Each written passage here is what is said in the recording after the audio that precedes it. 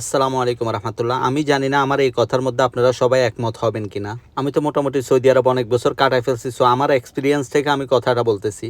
কেন জানি আমার কাছে মনে হয় সৌদি আরবে মানুষের কাছে অনুশোচনাটা একটু কম। আমি সবসময় রাস্তাঘাটে চলাফেরা করি, মানুষের ব্যবহার এবং কোনো দুর্ঘটনা সবকিছু মিলে আমার কাছে যেটা মনে হয়েছে, তাদের কাছে অনুশোচনা বলতে কোনো শব্দ নাই। আর বিশেষ করে বাচ্চাদের মধ্যে আরো বেশি। মসজিদে যান, কোনো দোকানের সামনে যান, আজনবী দেখলে তারা আরো বেশি করে, বিশেষ করে বাচ্চারা কারোর সাথে খারাপ ব্যবহার করে বা কারো একটা ক্ষতি করে যে অনুশোচনা করবে, সেটা তাদের মধ্যে নাই।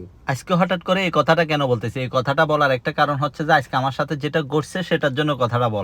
আমি আসার আগে আগে বসের বউ এবং মেয়েকে নিয়ে চলে গেছিলাম প্রাইভেটে। বসের মেয়েকে প্রাইভেটে নামাই দিয়ে মা গাড়িতে বসে আমি অপেক্ষা করতেছিলাম যে ও ভিতরে ঢুকলে আমরা তারপর ওইখান থেকে রওনা দেবো। ঠিক পাশে অন্য একটা বিল্ডিং এর দরজা থেকে একটা ফুটবল বল আসি, মানে গাড়ির দরজার মধ্যে এত জোরে রাখছে, আলহামদুলিল্লাহ দরজার কোনো ক্ষতি হয় নাই। ওই জিনিসটা দেখার পর আমি সাথে সাথে গাড়ি থেকে নামি দেখতেছি গাড়ির কোনো ক্ষতি হয়েছে কিনা। আমি দেখতেছি গাড়ির কোনো ক্ষতি হয়েছে কিনা, বাট ওই দিক থেকে ওই ছেলে এবং ওই ছেলের বাবা আমাকে বলতেছে হাত কোরা, মানে বলটা আমাকে দাও। গাড়ির কোনো ক্ষতি হয়েছে কিনা এটা দেখা তো দূরের কথা, একবার সরিও বলে না, না ছেলে বলছে না বাবা বলছে। আমি বাবার কথা শুনে অবাক, এই বয়সে যদি বাবা ছেলেকে এই শিক্ষা দেয়, ছেলে বড় হয়ে কি হবে।